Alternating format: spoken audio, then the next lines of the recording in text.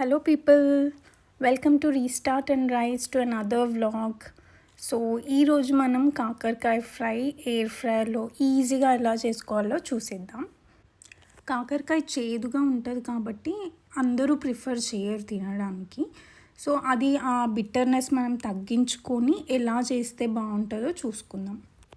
అయితే కాకరకాయ సర్ఫేస్ మీద అనీవెన్గా ఉంటుంది కదా, అది మెయిన్గా బిట్టర్నెస్ ఇస్తుంది. అది మనం స్క్రేప్ చేసేసుకొని చాలా వరకు బిట్టర్నెస్ తగ్గించుకోవచ్చు. అండ్ నెక్స్ట్ ఏంటంటే అది పీసెస్ కట్ చేసుకున్న తర్వాత మనం థరోగా వాష్ చేయాలి. దాని లోపల ఉన్న సీడ్స్ మొత్తం వాషింగ్లోనే 80% ఆఫ్ సీడ్స్ వెళ్ళిపోతాయి. అండ్ మనం నీట్గా వాష్ చేసేసుకుంటే మ్యాక్సిమం చేదు అనేది అసలు ఉండదు.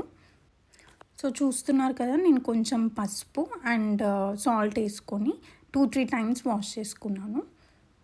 కానీ ఒక్కటి చెప్తాను, కాకరకాయ అంటే న్యాచురల్గానే బిట్టర్నెస్ ఉంటుంది. సో మీరు ఎన్ని వెరైటీస్ ఆఫ్ రెసిపీస్ ట్రై చేసినా కంప్లీట్ చేదు ఉండకుండా చేస్తాము అని ఎవరు చెప్పినా నమ్మకండి, అది పాసిబుల్ కాదు. ఈ వెజిటబుల్ స్పెషాలిటీనే అది, దాని ఆథెంటిసిటీయే బిట్టర్నెస్. బట్ ఆ బిట్టర్నెస్లో కూడా చాలా టేస్ట్ ఉంటుంది. మోరోవర్ ఇందులో ఫైబర్ అండ్ యాంటీ ఆక్సిడెంట్స్ కూడా ఉంటాయి. అది మన బ్యాలెన్స్డ్ డైట్ కోసం చాలా హెల్ప్ చేస్తుంది. మెయిన్గా డయాబెటీస్ ఉన్న వాళ్ళకి చాలా హెల్ప్ అవుతుంది. సో ఇది చాలా హెల్దీ కాబట్టి వీక్లీ వన్స్ అన్న మీరు ఇంక్లూడ్ చేసుకుంటే బెటర్ మీ మీల్లో. సో నీట్గా వాష్ చేసుకున్న తర్వాత వాటర్ అన్ని డ్రైన్ చేసేసి మనం ఎయిర్ ఫ్రైయర్లో ఒక 2 minutes ఫస్ట్ పెట్టుకుందాము. సో టైమర్ ఎప్పుడైనా మనము ఒకేసారి 20 minutes 25 minutes పెడితే అదంత ఈజీగా కుక్ అవ్వదు, ఓన్లీ టాప్ లేయర్ మాత్రమే మాడిపోతుంది. సో బెటర్ మనం 5 minutes 10 minutes అట్లా పెట్టుకుంటే better when we're doing it in air fryer. So just oil ఒక్కటే వేసి ఫస్ట్ ఒక 2-3 minutes పెడుతున్నాం. మీలో ఎంతమందికి కాకరకాయ అంటే ఇష్టం? నాకు పెద్దగా ఇష్టం లేదు, బట్ తర్వాత నేను అలవాటు చేసుకున్నా. కర్రీ లాగా అయితే అసలు నచ్చదు, బట్ ఫ్రై సైడ్ డిష్ లాగా బాగానే ఉంటుంది. పప్పుచారుతో బాగుంటుంది. సో మీరు ఎప్పుడు ట్రై చేయకపోతే ఈ రెసిపీ ఒక్కసారి ట్రై చేసి చూడండి. ఎందుకంటే నేను తినగలిగా అంటే డెఫినెట్లీ మీరు అందరు తినగలరు. సో ఇప్పుడు మనం చూస్తే అవి జస్ట్ డ్రై అయ్యాయి అంతే.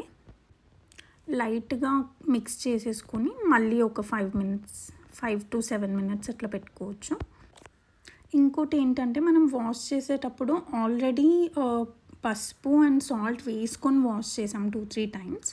సో సాల్ట్ మనం వేసుకునేటప్పుడు చూసుకొని వేసుకోవాలి, ఎక్కువ సాల్ట్ పట్టదు. లైట్గా స్ప్రింకిల్ చేసుకుంటే చాలు దీంట్లో. సో ఇప్పుడు చూసుకుంటే కొంచెం ఫ్రై అవుతున్నాయి, ఆల్మోస్ట్ హాఫ్ కుక్ అయిపోయాయి. కాబట్టి మనం ధనియా పౌడర్, కారం, గరం మసాలా